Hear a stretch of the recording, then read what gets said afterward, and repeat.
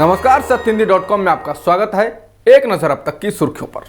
महंगाई की चौतरफा पड़ रही मार के बीच कमर्शियल एलपीजी सिलेंडर भी महंगा हो गया है। बढ़ी हुई कीमत 1 अप्रैल से लागू हो गई है। बढ़ोतरी के बाद राष्ट्रीय राजधानी में 19 किलो वाले एलपीजी कमर्शियल सिलेंडर की कीमत 2,253 रुपए हो गई, जबकि घरेलू उपयोग में काम आने वाले 14.2 किलो वाले एलपीजी सिलेंडर की कीमत 949.50 रुपए है। मुंबई में कॉमर्शियल गैस सिलेंडर की कीमत 2,205 रुपए, जबकि कोलकाता में इसकी कीमत 2,351 रुपए है और चेन्नई में ये 2,406 रुपए मिल रहा है। बीते दिनों घरेलू उपयोग वाले एलपीजी सिलेंडर भी 50 रुपए महंगे हो गए थे और पेट्रोल डीजल की कीमतों में 10 दिन में 9 बार बढ़ोतरी हो चुकी है। इलाहाबाद हाईकोर्ट ने कहा है कि भारत की नींव बेहद मजबूत है और देश की एकता खोखले नारों से नहीं हिल सकती है। अदालत ने यह टिप्पणी 3 कश्मीरी छात्रों को जमानत देते हुए की। इन छात्रों पर बीते साल अक्टूबर में हुए भारत पाकिस्तान के मैच में भारत के खिलाफ नारेबाजी करने का आरोप है। इन तीनों छात्रों पर देशद्रोह की धाराएं लगाई गई थी। इनके नाम अरशीद यूसुफ, इनायत अल्ताफ शेख और शौकत अहमद गनई हैं। ये तीनों पिछले 5 महीनों से आगरा की जिला जेल में बंद थे और तीनों ही आगरा इंजीनियरिंग कॉलेज के छात्र हैं और प्रधानमंत्री विशेष स्कॉलरशिप योजना के तहत पढ़ाई कर रहे हैं। अदालत ने कहा कि लोग ज्ञान की तलाश में देश में एक जगह से दूसरी जगह जाते हैं और यही सही मायने में भारत की विविधता का जश्न है। उन्होंने कहा कि ये लोगों की जिम्मेदारी है कि वो इस तरह का माहौल बनाएं कि बुद्धिजीवी लोग भारत के संवैधानिक मूल्यों को समझ सकें। देश की राजधानी दिल्ली के दौरे पर आए तमिलनाडु के मुख्यमंत्री एम.के. स्टैलिन ने आज दिल्ली के स्कूलों और मोहल्ला क्लिनिक का दौरा किया। इस दौरान उनके साथ दिल्ली के मुख्यमंत्री अरविंद केजरीवाल भी मौजूद रहे। स्टैलिन ने कहा कि तमिलनाडु भी आधुनिक स्कूलों पर काम कर रहा है। वहीं दिल्ली के मुख्यमंत्री अरविंद केजरीवाल ने कहा कि सीएम स्टैलिन हमारे मोहल्ला क्लिनिक और स्कूलों को देखने आए, यह हमारे लिए सम्मान की बात। पंजाब के मुख्यमंत्री बनने के बाद से ही भगवंत मान लगातार एक के बाद एक काम को लेकर चर्चा में हैं। अब उन्होंने चंडीगढ़ को पंजाब के साथ लाने का प्रस्ताव विधानसभा में रखा है। प्रस्ताव में उन्होंने कहा कि केंद्र सरकार चंडीगढ़ को पंजाब को सौंप दे। यह प्रस्ताव केंद्रीय सेवा नियमों के तहत लाने के फैसले के खिलाफ है। बता दें, कुछ दिन पहले केंद्र सरकार ने चंडीगढ़ के कर्मचारियों को केंद्रीय सेवा नियमों के तहत लाने की घोषणा की थी। इसके तहत सेवानिवृत्ति की उम्र, भत्ते और छुट्टियों संबंधी नियम बदल जाएंगे। अब उन पर केंद्र कर्मचारियों के ही नियम लागू होंगे। जिसके बाद सीएम भगवंत मान ने ट्वीट कर नाराजगी जताई और कहा था कि केंद्र सरकार चंडीगढ़ प्रशासन में दूसरे राज्यों और सेवाओं के अधिकारियों और कर्मचारियों की नियुक्ति कर रही है। उन्होंने इसको पंजाब पुनर्गठन अधिनियम 1966 की भावना का उल्लंघन बताते हुए कहा था कि पंजाब इसके लिए मजबूती से लड़ेगा।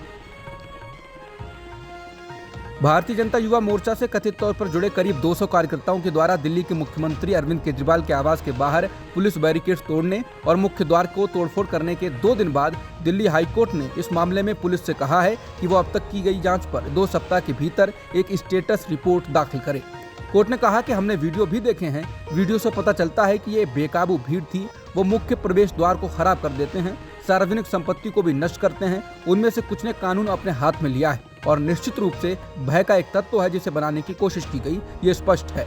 कोर्ट ने कहा कि हम ये भी पाते हैं कि पुलिस बल शायद अपर्याप्त था। कम से कम जो वहां थे वो इसे रोकने की कोशिश तो कर रहे थे। कोर्ट ने पुलिस से कहा कि आपको ये बताना होगा कि इस तरह की घटना होने के बारे में आपको किस तरह की सूचना मिली और किस तरह के खतरे की धारणा थी। एनसीपी अध्यक्ष शरद पवार ने द कश्मीर फाइल्स को लेकर बीजेपी पर निशाना साधा है। उन्होंने कहा कि बीजेपी द कश्मीर फाइल्स के जरिए कश्मीरी पंडितों के पलायन को लेकर देश में झूठा प्रचार करके जहरीला माहौल बना रही है। उन्होंने कहा कि इस तरह की फिल्म को स्क्रीनिंग के लिए पास ही नहीं किया जाना चाहिए, लेकिन इसे टैक्स में छूट मिल रही है और जिन पर देश की एकता बनाए रखने की जिम्मेदारी है वो ही इस फिल्म को देखने के लिए प्रोत्साहित कर रहे हैं, जिससे लोगों में गुस्सा बढ़ रहा है। अमेरिका ने भारत को चेताते हुए कहा है कि अगर एलएसी पर चीन गतिरोध उत्पन्न करेगा तो रूस उसकी मदद के लिए दौड़ा नहीं चला आएगा। अमेरिका के डिप्टी एनएसए दिलीप सिंह ने यह बात कही है। वो बुधवार को भारत की आधिकारिक यात्रा पर आए थे। इसी दौरान उन्होंने भारत रूस के रिश्ते को लेकर तल्ख टिप्पणी की। दिल्ली में विदेश सचिव हर्षवर्धन श्रृंगला के साथ बैठक करने के बाद दिलीप सिंह ने कहा कि अमेरिका नहीं चाहता है कि प्रतिबंधों के बीच कोई देश रूस के केंद्रीय बैंकों से कोई लेन देन करे।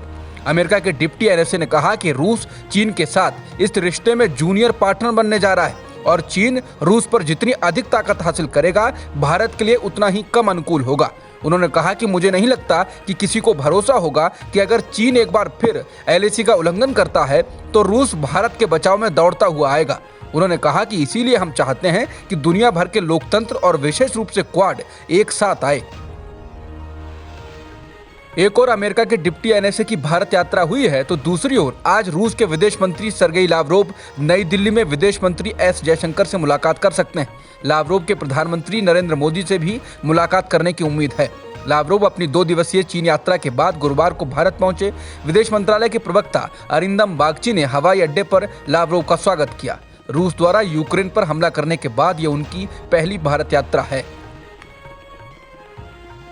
बीते कई हफ्तों से तमाम मुसीबतों को झेल रहे श्रीलंका के लोगों का सब्र गुरुवार रात को जवाब दे गया। 5000 से ज्यादा लोग राजधानी कोलंबो में सड़क पर उतर आए और उन्होंने राष्ट्रपति के आवास तक मार्च निकाला। इस दौरान उनकी पुलिस से जबरदस्त झड़प हुई। लोगों को रोकने के लिए स्पेशल टास्क फोर्स को बुलाना पड़ा। श्रीलंका में हालात इस कदर खराब हैं कि लोगों को पेट्रोल और डीजल तक मिलना मुश्किल हो गया है। बिजली का उत्पादन नहीं होने से हर दिन 10 घंटे का पावर कट लग रहा है। स्कूलों में परीक्षाएं ठप हैं और जरूरी दवाएं भी लोगों को नहीं मिल पा रही हैं। बीते कई दिनों से बेहद परेशान इस मुल्क के बाशिंदे अब सरकार से भिड़ गए हैं। सड़क पर उतरे लोगों की मांग थी कि राष्ट्रपति गोटाबाया राजपक्षे को हटा दिया जाना चाहिए।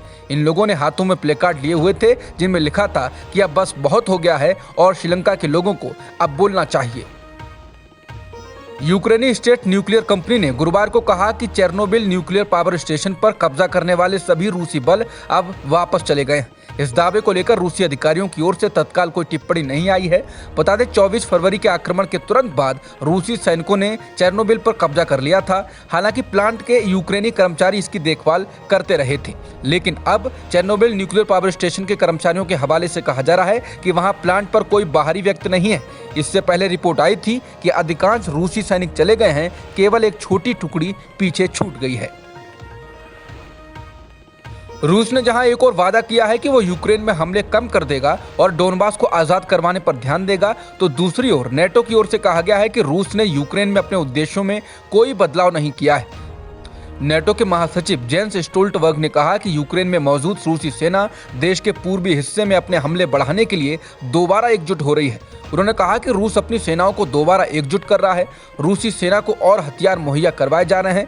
सैनिकों की संख्या भी बढ़ाई जा रही है। रूस पर लगातार प्रतिबंध लगाए जा रहे हैं। इस बीच रूस से गैस के खरीदार यूरोपीय देशों को शुक्रवार को रूबल में भुगतान शुरू करने का दबाव आ गया। रूस की ओर से कहा गया है कि वो यूरोपीय यूनियन की ओर से लगाए गए प्रतिबंधों का जवाब देगा और इसलिए ही उसने कहा है कि जो यूरोप के देश उससे गैस खरीदते हैं उनको शुक्रवार से रूबल में भुगतान करना होगा। रूसी राष्ट्रपति व्लादिमीर पुतिन ने हाल ही में कहा था कि जंग के बीच जो भी देश रूस का विरोध कर रहे हैं उन्हें रूस से तेल और गैस खरीदने पर रूबल में ही भुगतान करना होगा। इसके लिए जो समय सीमा निर्धारित की गई थी वो अब शुरू हो गई है। विशेषज्ञों का मानना है कि रूस के इस कदम से यूरोप में गैस आपूर्ति का संकट गहरा सकता है। अब तक की खबरों में इतना ही। बाकी खबरों के लिए बने रहिए सत्यहिंदी.com के साथ। सत्य हिंदी का ऐप डाउनलोड करें गूगल प्ले स्टोर पर।